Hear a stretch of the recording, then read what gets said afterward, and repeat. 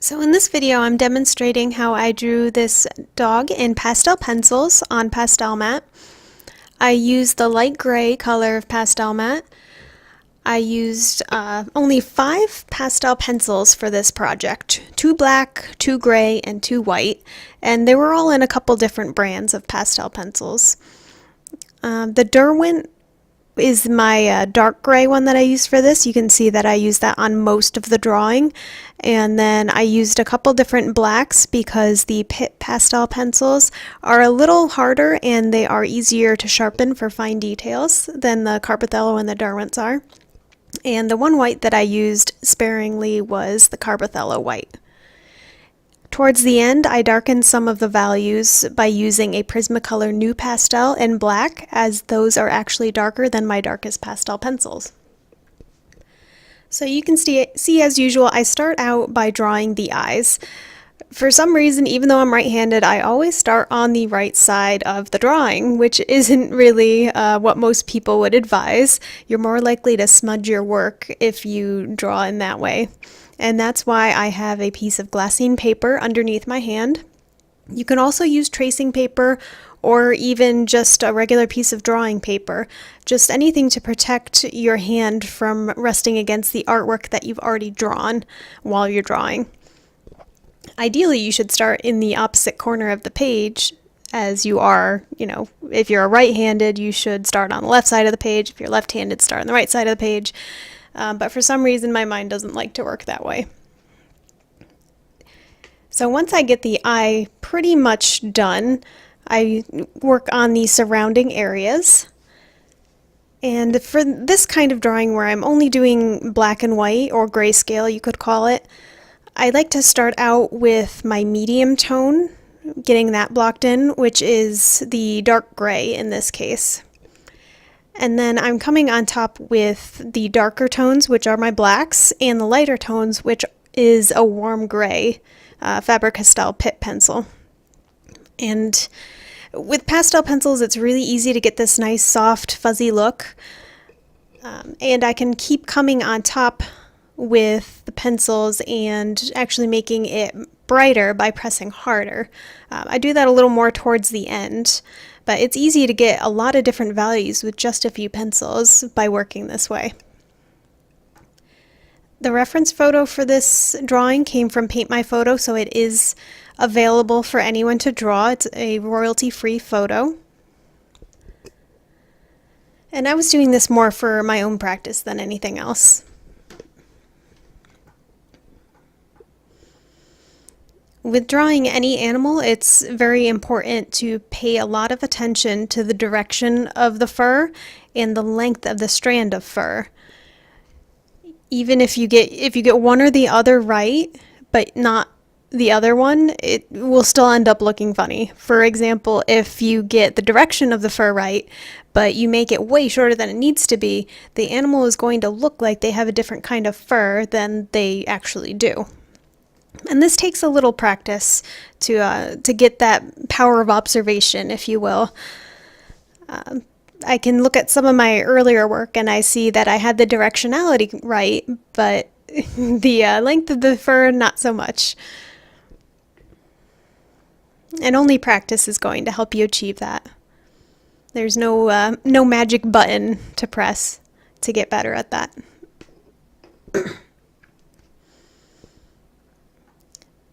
So I'm bringing in a paper blending stump as well, a really big fat blending stump to get a base layer for the top of the head. And I found that it doesn't really work the best on Pastelmat. It actually kind of pulls up a little bit of the pastel instead of just smudging it, so a lot of times you'll see me use my finger instead.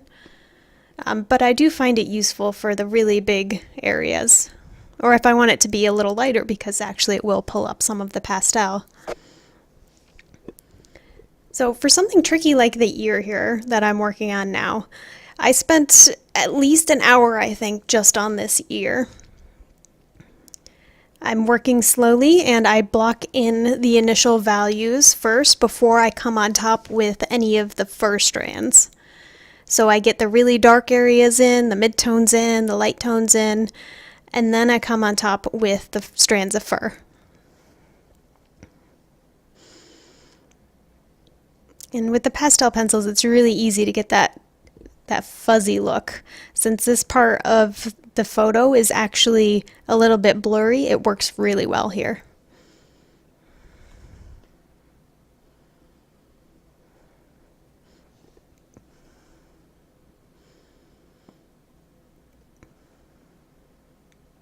And for a lot of this project, you'll see that I don't really have my pastel pencils super sharp because I want him to look a little softer and out of focus in a lot of this drawing.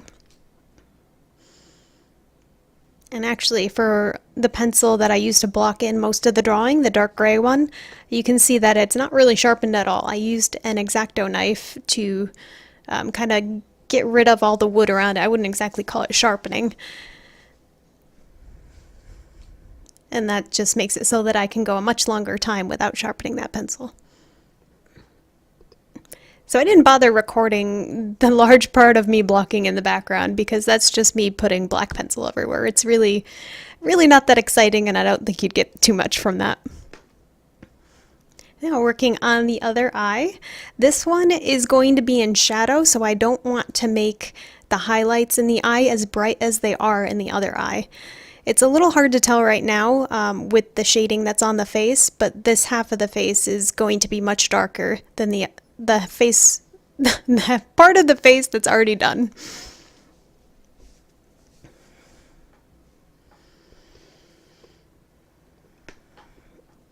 And I'm using much lighter pressure in this area with that gray, the light gray pastel pencil, because I do want it to look a little darker than the other half of the face.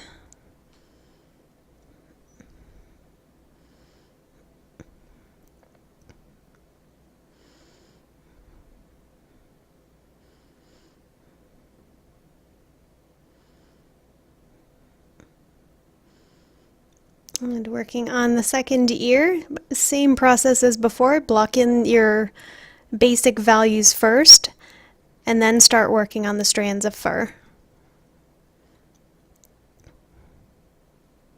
Nice light pressure throughout this whole area. I really don't come on top with anything harder than very light pressure for this whole ear, as it is in shadow and it's farther away, so it's meant to be a little blurrier. Blurrier? More blurry? I'm not sure.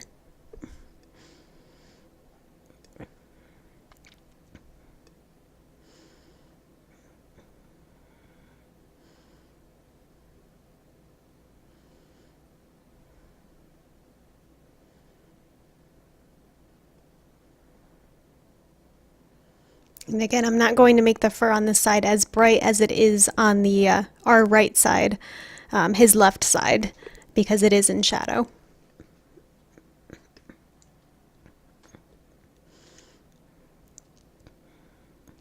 I'm hyping up my contrast now on this side of the face. There is quite a bit of contrast in the photo itself, so I want to try to represent that as accurately as I can.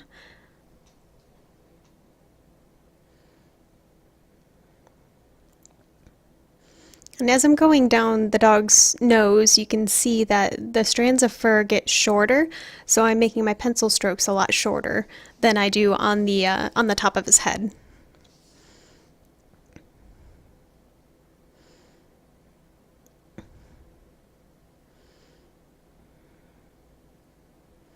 And there's a lot of adjusting on this side back and forth until I get the value that I want, making it a little darker, a little lighter, until it looks the way that I want it to.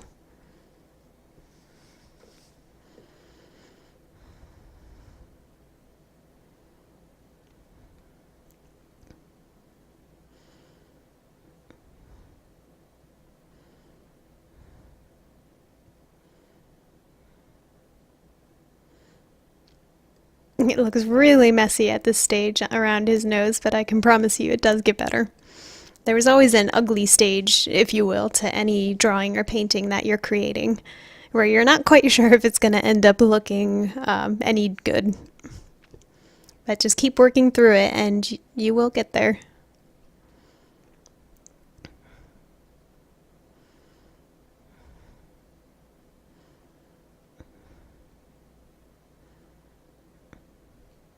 You'll see a lot of my smaller pencils. I'm using those pencil extenders Those things are fabulous, and I would highly recommend them for any pencil work that you're doing. I have a few of the Derwent ones and a few of, I don't know, some random brand I found on Amazon, not name brand at all. They came in like a pack of 6 or so, and I have a few packs of those since I use so many pencils at a given time. Once they get too small to comfortably hold in your hand, those things will work wonders to make it easier to do your work. So I would highly recommend those. And we're starting on the nose. I'm never a big fan of doing noses, so I usually leave this until more towards the end. But same basic principles as before. I'm blocking in just the really dark areas, which in this case is black. And I use some of the medium gray and the light gray coming on top of the black to create the shading that makes it look like a nose. And I'll adjust that a few more times in the future as well. I don't think I got the shape of it quite right right off the bat, and I had to adjust a few spots. Now this area I'm working on here, very, very short strands of fur, so I'm using tiny pencil strokes in that area. And you can see that all over the dog's face, no matter what the length of the fur is, I am curving my pencil stroke a little bit towards the end, and that helps it make it look a little less stiff.